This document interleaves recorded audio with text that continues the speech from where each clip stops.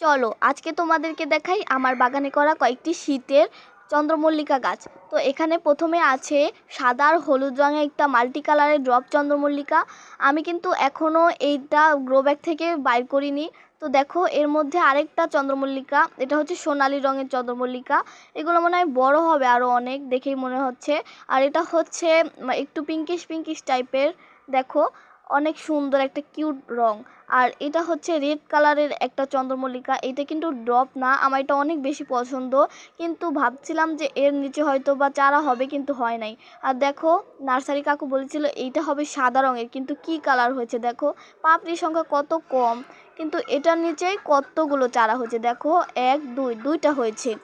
তাও যাই হোক, কি আর করা, দেখো ছোট গাছটাতেই ছোট চারাটাতেই একটা কলি এসে পড়েছে। কত সুন্দর তাই না? তো আজকের মতো টাটা। তোমরা জানিও আমার বাগানটা কেমন লাগলো তোমাদের কাছে।